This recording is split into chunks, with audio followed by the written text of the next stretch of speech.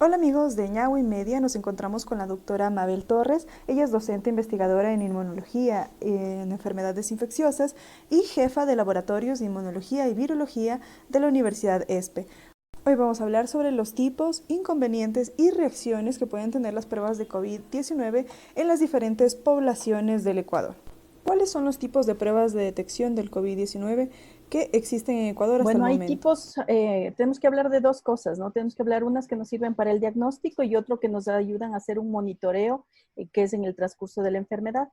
Entonces, frente a los tipos de pruebas que tenemos para detección, tenemos las que se basan de que son las pruebas directas, que es en base a la detección del ácido nucleico, en este caso del RNA de este virus SARS-CoV-2, y las otras pruebas que se basan en unas pruebas indirectas, que es para la detección de anticuerpos, tanto para IgG o para IgM. En estas pruebas, ¿cuál es el protocolo a utilizar para el diagnóstico? A ver, en los métodos, por ejemplo, para las moleculares tenemos el método del RT-PCR, lo que consiste es en hacer un hisopado nasofaringeo, por ejemplo. Esa muestra podemos hacer una extracción de RNA, se convierte a cDNA y luego se realiza una cuantificación por sondas fluorescentes determinando si esta muestra amplifica o no amplifica. Y dependiendo del kit, la sensibilidad y la especificidad, tú puedes decir que por cada, dependiendo cada uno de ellos, nos puede decir que por cada 100 800 copias por cada microlitro. Entonces va a depender del inserto de cada kit que lo podamos realizar. Pero principalmente se basa en la detección de RNA. ¿Existe algún inconveniente para presentar estas pruebas y aplicarlas en masa? Uno puede ser los costos. Es una prueba un poco cara, o sobre todo cuando viene acá en lo que es al país por los costos de aduanas y los precios. Otra muy importante es la calidad de la muestra, la manipulación de cómo se debe hacer ello, el transporte de ellos, cómo tiene que ser tomada. Se deben tomar en el laboratorio, hay que tener los controles, por ejemplo, para la detección y como es un gen constitutivo, pues tenemos que tener ellos. Otra forma puede ser que el rato que hagas la extracción de RNA, la muestra sea muy deficiente, ya sea por una mala manipulación o porque puede haber un inhibidor de PCR en esas muestras. Entonces, el momento que tú haces la recolección, tienes que saber en qué estado está el paciente, porque puede haber cantidades insuficientes del virus o puede ser que para la prueba de PCR tú hagas una detección muy tardía y el ciclo del virus ya ha decaído su carga viral y puede darte esos falsos negativos, ¿no? Pero sin embargo, la PCR es la prueba gold estándar ahorita para la detección como diagnóstico de este virus, ¿no? ¿Cuándo es más recomendable que las personas se hagan esta prueba de PCR, evitando así un diagnóstico falso? Verás, tenemos unas ventanas, justo te voy a mostrar una gráfica donde nos habla de unas ventanas del diagnóstico que se puede dar. Entonces, vamos a ver en este gráfico que nosotros podemos encontrar la detección del ácido nucleico desde el día 0 aumenta hasta el día 15 y después del día 15 empieza a bajar la carga viral. Entonces, un paciente asintomático está más o menos hasta los 10 días que puede haber, por ejemplo, que puede haber los falsos negativos que podemos tener. Después de los 15 días empieza a bajar la carga viral y el paciente puede recobrar. En cambio de la detección de anticuerpos, empiezan en cambio a aparecer después de pacientes asintomáticos, empieza a aparecer la IgM, empieza a aparecer desde el día 7 y decae igual hasta el día 14, 20, por ejemplo, y en cambio la IgG empieza a aparecer pasados este rango, ¿no? De los 15 días en adelante. Todavía se desconoce que estas inmunoglobulinas se mantengan en la curva, sobre todo las IgG se mantengan, que nos protejan todavía de esta inmunidad, porque como la enfermedad todavía estamos entre 4 o 5 meses más o menos de ellos, se tiene que seguir estudiando cuál es la permanencia de estos anticuerpos en el huésped, ¿no? Pueden ser que tú fabriques el PCR en in-house, entonces tú tomas la información genética, los primers en este caso, y detectas por separado los genes y mandas a sintetizar tú mismo los genes directamente, o tú te basas ya en una tecnología, digamos que un poco que están certificados los kits aprobados por el FDA, y esto implica que tú hagas RNA con kit, no de la forma casual con el proceso de fenolcloroformo. que tú hagas el cDNA y tengas controles, por ejemplo, que hayas utilizado una DNasa para destruir todos estos contaminantes en tu muestra de RNA, y después los kits, en este caso, que nos vienen con controles, con inhibidores, en este caso, con inactivaciones de la muestra, incluso reactivos que vienen para hasta proteger la integridad del RNA. La demanda de estos kits ahorita a nivel mundial, que existe una competencia de qué kits compras, cuáles están valorados por la FDA, en qué precio están. Si bien en este caso de la China hay mucha controversia con algunos casos que estos kits no han sido validados, o que incluso la falta de un transporte o la refrigeración de conservar la temperatura puede alterar la constitución de estos kits. ¿Cuáles serían las diferentes reacciones que se pueden presentar en las poblaciones vulnerables del Ecuador? A ver, hay poblaciones, estamos hablando de niños, los, digamos, jóvenes y personas de la tercera edad, ¿no? Antes de eso tenemos que saber cuáles son los vulnerables. Vulnerables nos han mencionado personas que ya tengan síndromes, por ejemplo, que afecciones respiratorias, afecciones cardíacas, personas que tengan su sistema inmunológico comprometido, en este caso, personas que tengan autoinmunidad, de cáncer, por ejemplo. Esas personas, obviamente, por su vulnerabilidad, son las más propensas a tener esto. Incluso se habla también de los cromosomas X y Y en varones, en este caso, que pueden ser mucho más susceptibles que en las mujeres por el efecto hormonal de protección que se tiene.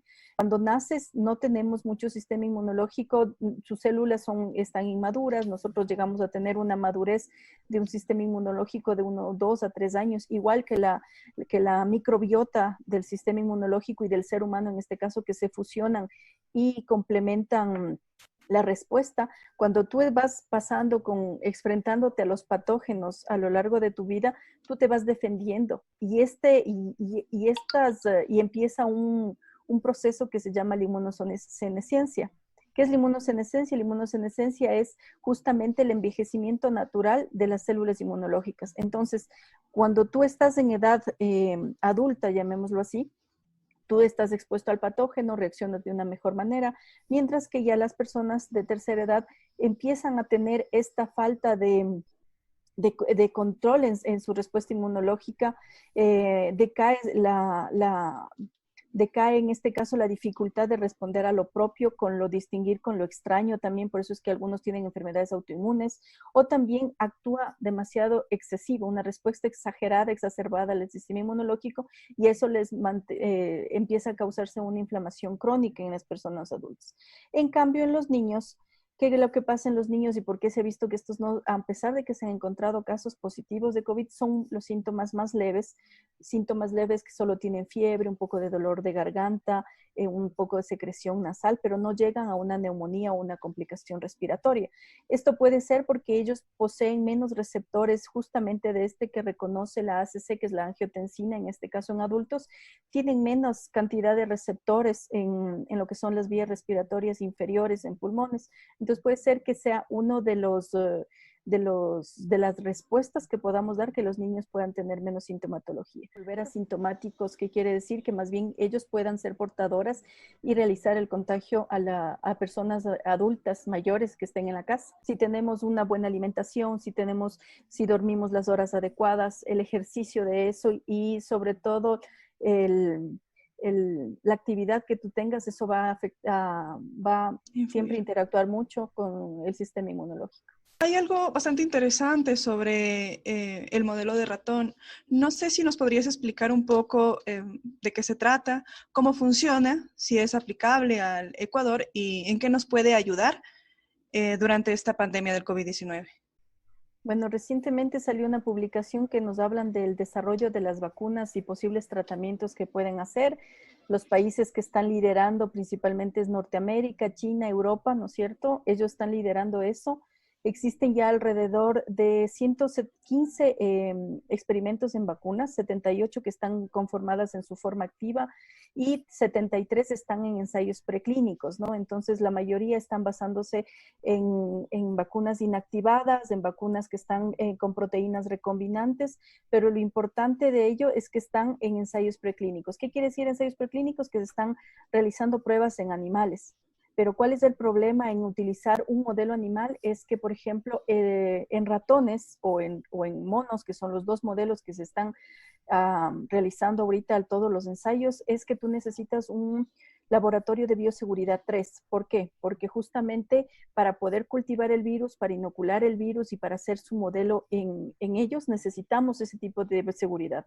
En el país no contamos con esas medidas de seguridad. Tenemos hasta laboratorio tipo 2, que es las que se realizan para hacer el diagnóstico, más no para hacer el cultivo como tal, ni la experimentación animal. Y si ya hablamos cada uno de los modelos, pues tenemos ya el modelo del ratón, pero en el ratón, si tú quieres mimetizar la enfermedad en ellos, tú tienes que provocar los síntomas, ¿no? Tienes que provocar el síndrome de cerebro, el síndrome de, en este caso, de respiración, que da falta de respiración, que cause neumonía, pero los ratones no son susceptibles a eso. El ratón no desencadena la misma sintomatología que en el hombre.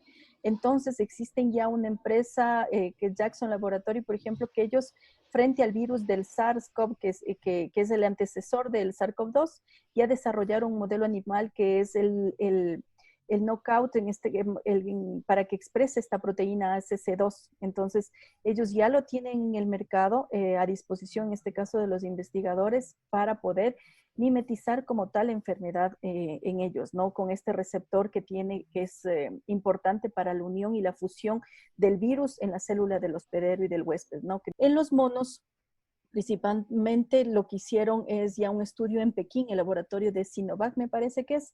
Ellos ya hicieron los primeros ensayos en monos, pero solo hicieron en 8 animales.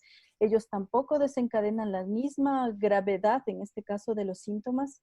Entonces, no podemos decir que reacciona frente a ellos. Han presentado una baja carga viral en lo que son las vías respiratorias después de la inoculación, en este caso con el virus, pero yo creo que faltan muchos ensayos todavía en estos animales y sobre todo que se hagan en un número mayor de grupos, ¿no? Ya hay 2 ensayos más también en Pekín y en Estados Unidos, en Wisconsin también, que puedan seguir realizando esos, ¿no? Tomando en cuenta que los animales no tienen la misma sintomatología, ¿cuál es la probabilidad de que se elabore una vacuna durante estos meses?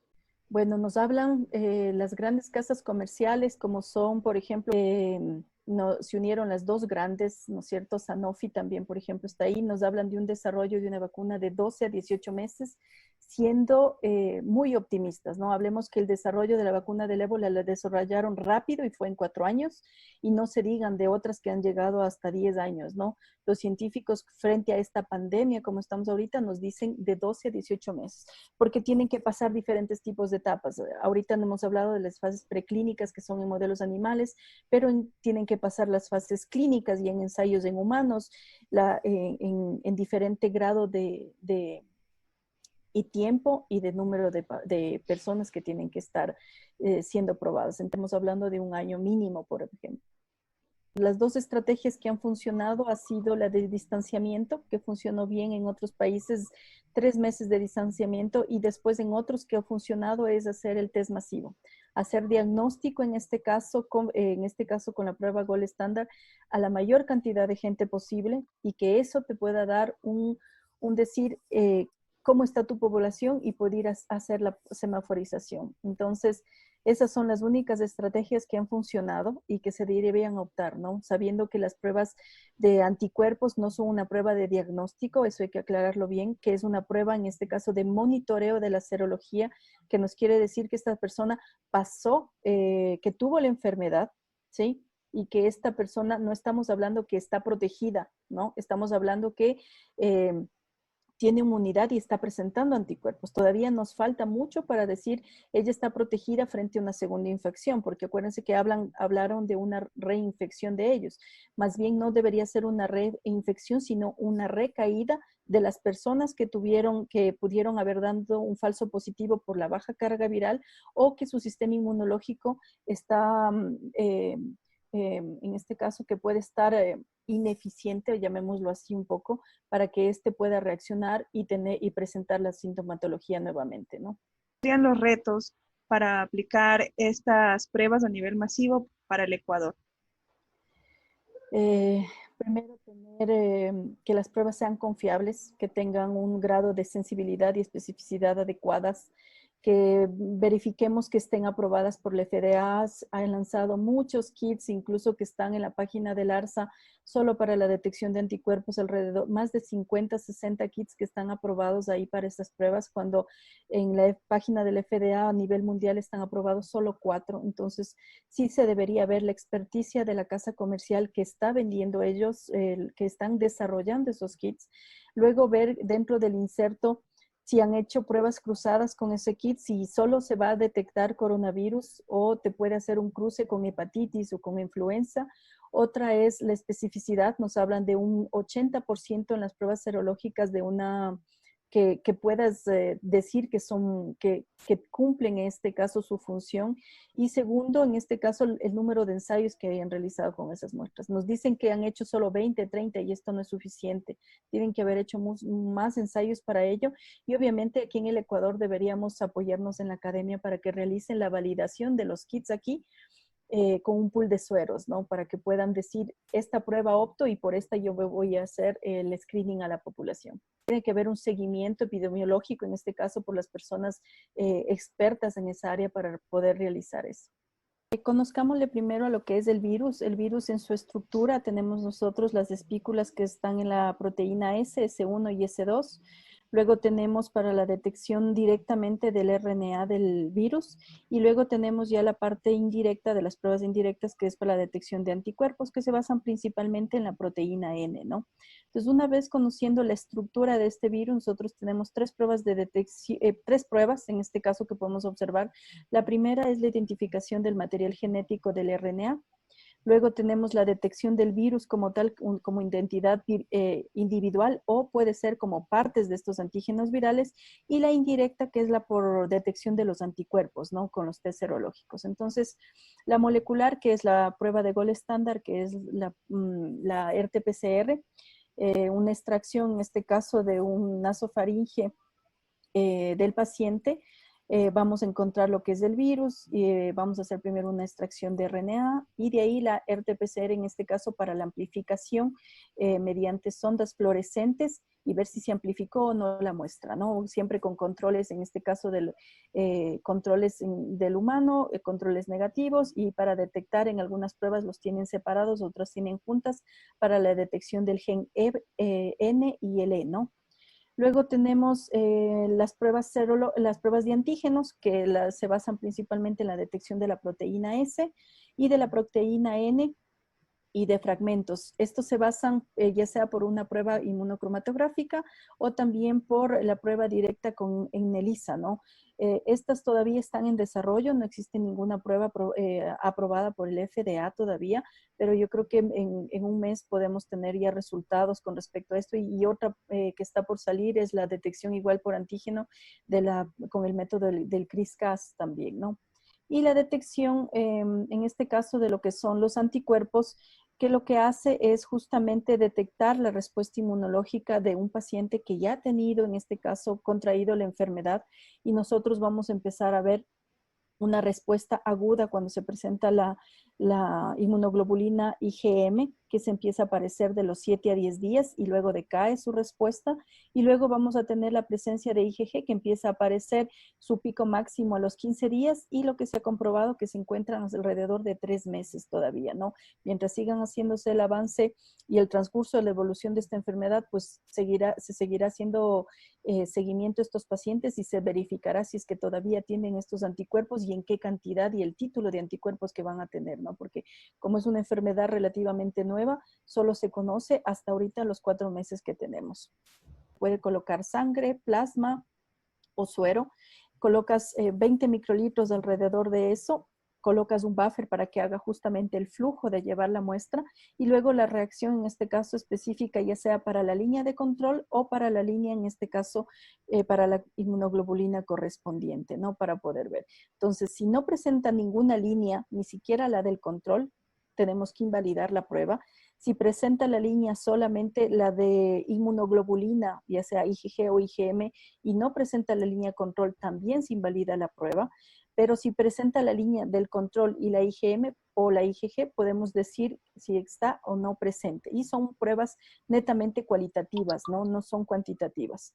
Un poco de las desventajas de ellas es que puede dar una elevada número de falsos positivos y obviamente va a depender mucho de la variabilidad del sistema inmunológico de cada persona y la respuesta que puede dar ellas. En cambio, la ventaja es que se puede hacer en 15 minutos, ¿no? Y tú puedes hacerlo directamente en el sitio donde vayas a realizar la toma de muestra. Entonces, eso un poquito en las pruebas. Fíjense bien en la página del FDA cuáles pruebas y cuáles kits, tanto para anticuerpos como las de PCR, están aprobadas, qué país, qué rango de sensibilidad y especificidad nos están dando. No, las de PCR también tienen un grado de especificidad, puede haber problemas por la toma de muestra, por inhibidores en la PCR, por la extracción mal de RNA, porque la carga viral del paciente en ese momento está muy baja. Entonces hay que tomar todas estas consideraciones para poder realizar y hacer un análisis, en este caso, de la interpretación de los datos, tanto de la prueba de PCR como la prueba de anticuerpos, ¿no? Siempre hacer un seguimiento, en este caso médico, para el análisis de estas. Hablamos que la de PCR pueden hacer desde el primer día, ¿no? Que pueda presentar los síntomas. Entonces, ahí vamos a encontrar hasta los 15 días que puede estar elevada la carga viral. Pasado esos 15 días, cuando ya ha pasado, digamos, el ciclo del virus, puede bajar esa carga y ahí no se puede empezar a dar PCR negativa, ¿sí? Normalmente nos dicen 2 PCRs negativas y hablamos de un paciente ya en fase de recuperación, ¿no? Mientras que cuando hablamos de anticuerpos tenemos que ver si es que aparece inmunoglobulinas M, en este caso positivo, pues tenemos que ver que estamos todavía en la fase activa. Y cuando estas desaparecen y solo tenemos IgGs, estamos diciendo igual que ya ha pasado la enfermedad, ¿no? Tú estás ya en el hospital con signos graves, en este caso con la sintomatología, pues obviamente una PCR nos va a decir que sí, ¿no? Pero hay que ver en este caso ya la carga viral. Entonces después, si estás hablando ya en una fábrica que va a empezar a trabajar, por ejemplo, si no puedes hacer la PCR porque el costo es demasiado alto, se podría ver una interpretación, en este caso, de una serología, pero si es que existen en este caso dudas en esa prueba, pues deberíamos ir a la confirmatoria de PCR. Por eso es que existen ya muchos laboratorios que están haciendo, las universidades están sumando a realizar este tipo de diagnóstico para justamente abarcar el mayor número de test, pero por la prueba de Gold Standard, que es una prueba que tiene un alto grado de confiabilidad, en este caso, de los resultados, ¿no? Y tú puedes dar resultados verdaderos como tal.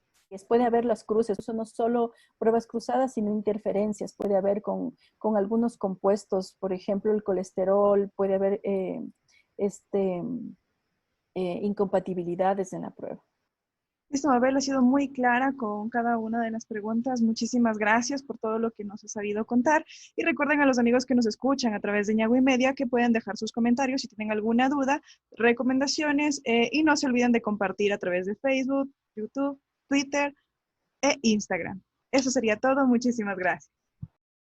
Una ojeada a tu realidad. Ñagüi Media.